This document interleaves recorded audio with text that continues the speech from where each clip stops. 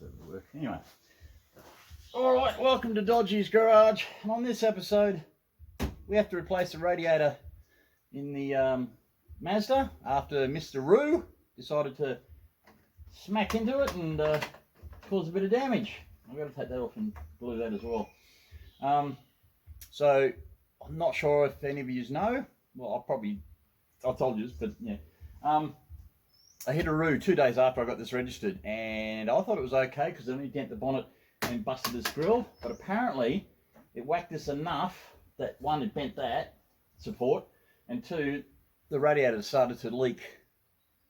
So I have to get it fixed. Luckily, I've already bought the new radiator, so I've just got to pull this one out. So that's today's job.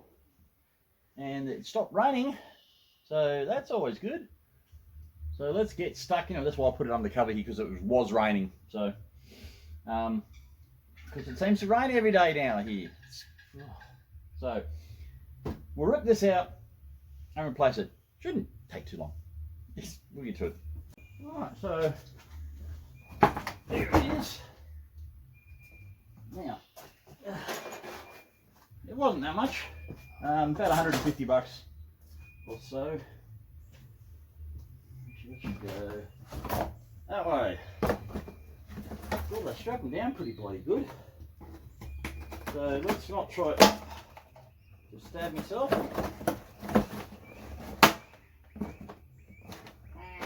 Come on. There we go.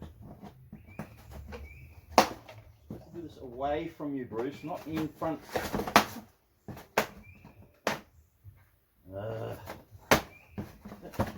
Come on, what's a guy got to do? Hey.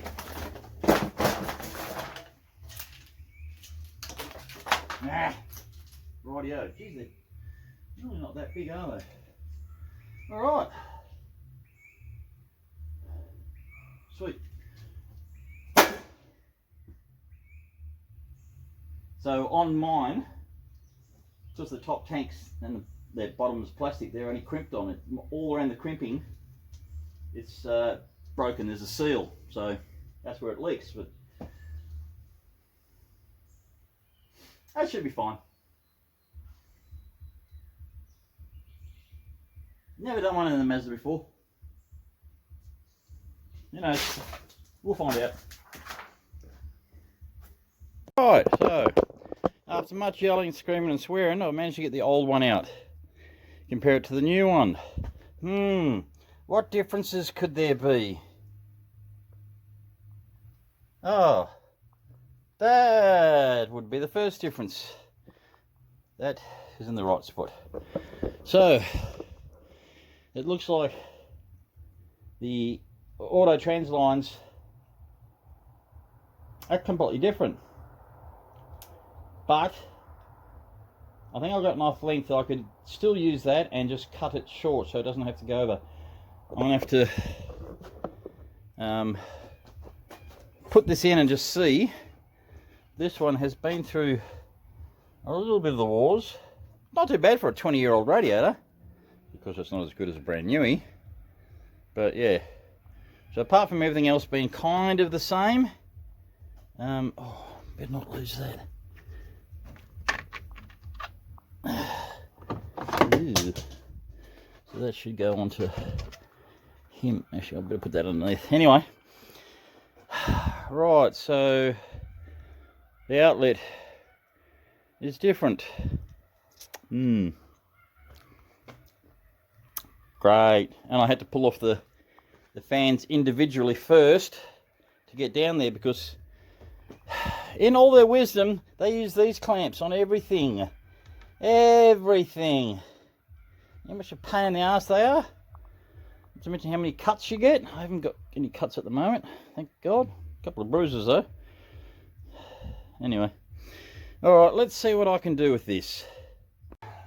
Next day, ran out of battery power and saw something that I need to see in the daytime. So I, oh, where do I put that? don't know now. That hose line, as I was saying with the, the hose being shorter than the one that's in the truck, or car. As you can see, got it on. You just cut that much off, just before it bends, and then that's the only difference really, is just, you know, oh, you can't see it because of my fat hands, there, but yeah, so I just cut it short and she fits, so that's fine. But what I found out, if you look, yeah, that's kind of level. That's not right. That is sticking out way more than that, which probably why this, or the old one, cracked. That's bent. This whole thing is bent somehow. Not somehow, I know how. That stupid Roo, he's bent that frame. So it looks like I'm gonna have to take this out again and get a piece of 2x4 in there and bash this back in, because that there is up against, when I try and put that in, it's hard up against it. Whereas that side, there's a big gap. So that probably would have caused this thing to crack. So, and when you look at the front, I don't know if you can see it, you can see this side sits in a bit. That grill, that part of the grill there is actually leaned over more than that side. See, this comes over because you can actually see the grill here, but you can't there. So this whole side is just tweaked a bit. Now that lump there, I don't know if that's normal, but I think it probably would be a relief for the thing because that's flat. But that shouldn't be out here. That should not be seen. That should be tucked in under more. So I'm going to have to get a piece of 2x4. Still watching me, aren't you? I'll have to get a piece of 2x4 and a Tonya Harding, a plastic Tonya Harding, and give that a couple of whacks, because that's not right. Alright, let's see how we go. Right, so after a bit of gentle persuasion, just bashing the crap out of it, I managed to get that in. I've actually bent that bracket in more and then whacked the condenser. You can see there's a slight curve in it now. Yeah, but that is now at least kind of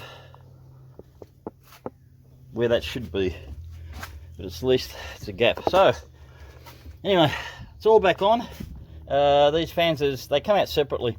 So there's one locating rubber bung pin at the bottom of this one and two on that one, and it's just held in with these bolts. So these radiators come out really easy. I mean, the fans, it has its own wiring harness, young clip.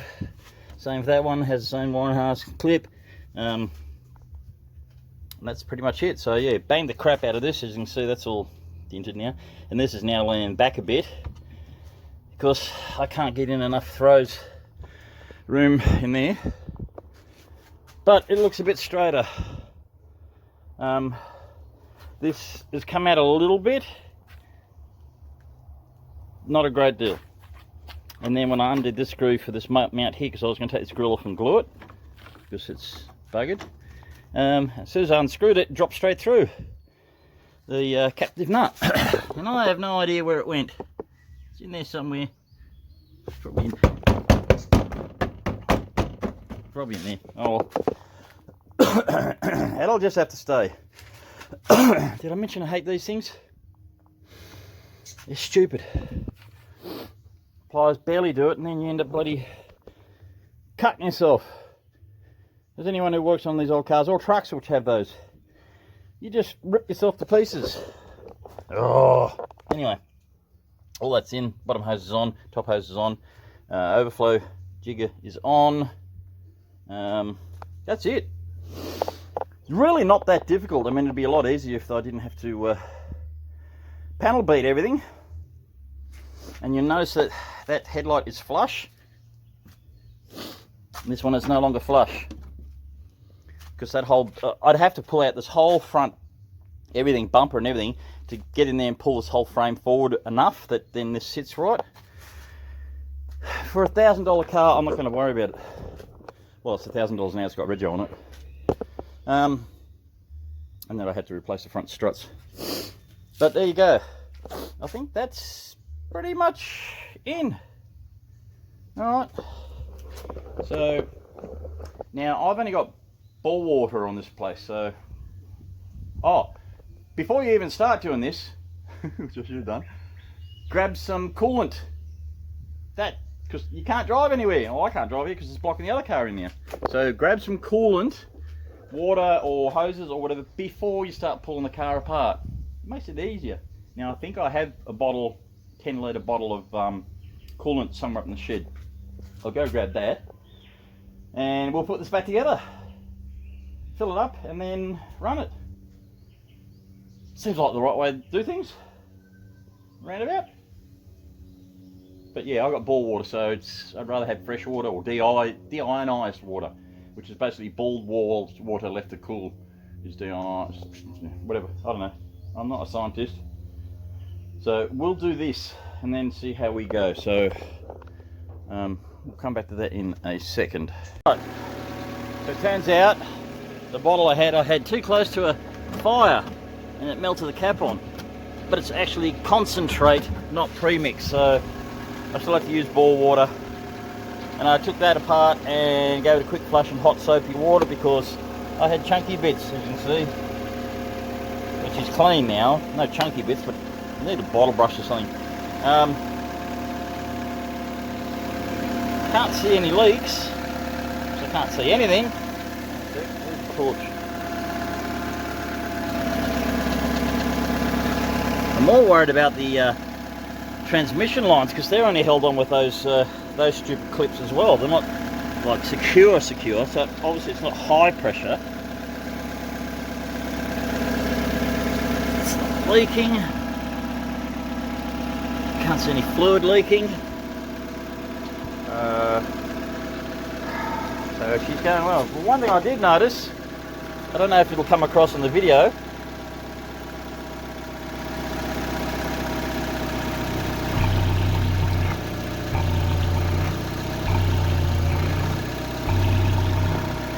that's a serious amount of blow-by. I mean, that's got some blow-by. Oh, as long as the new owner doesn't watch this video, I'll be right. I mean, she runs fine, but that's some blow-by. Come on, you.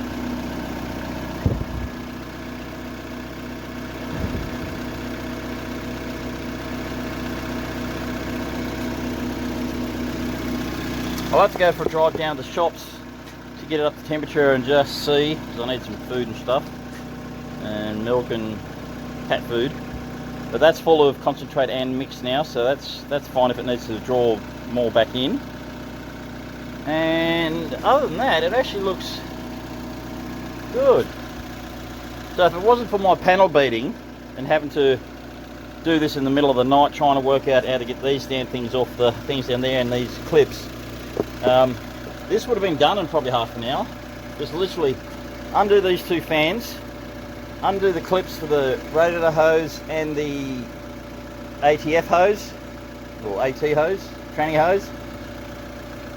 These two things, and then she's out. I was leaning over the thing so I have to put bed in safety mode. I want to get caught in the fans, no they're not on, but it can be a struggle. Oh, what's this? Don't want that. It's half my face. My age, the elastin in my skin, when it gets pulled, mate, it'll be hanging. My chin will be hanging down here. It'll take two weeks for it to bleed to come back up. Oh, good when you're old. You know, that seems to be fine. Where's the radiator cap? Oh, there it is. Oh, that's seen better days. Thank you. You know, get in there. Oh, don't tell me this radiator cap doesn't fit this new radiator. Oh no. Oh, that was close. Alright, that's it, done. So buy your coolant first, and if you, I mean, it says 1 part coolant to 2 parts soft water. I'm running bore water here, so that's hard water, so I don't know what the description was for that. But yeah, probably get some premix if you're kind of in this situation. I wouldn't use town water because of the fluoride and crap in it, because they say, oh, fluoride's great. And it's like, why are there so many dentists opening them up if fluoride's good for you? Yeah, so I get the premix, so it's already got demineralized water, and hopefully they haven't used tap water, and use that in the car, and then it won't build up the calcium and iron, and it won't rot to the inside of the engine, because the engine's got enough crap in it that's going to go through your cooling system. Flush them once a year apparently, because crap. And there we go. So thanks, Mr. Skip. That's cost me probably, well, it cost me a few hours and $150 for a radiator, time and cuts and some panel beating. It's done. So thanks, Skip. I've just got to put the air vent thing on it in a minute, and then she's right to go. So alright, so if you can subscribe, whatever, Facebook page, go to the Dodgee's Garage Facebook page if you want to ask questions or see some little photos of stuff that's, you know, I put up. Yeah, so there we go. So yeah, subscribe, comment, blah blah blah, share around. I mean, I've only got a few subscribers, so you know, the more the merrier. That'd be nice.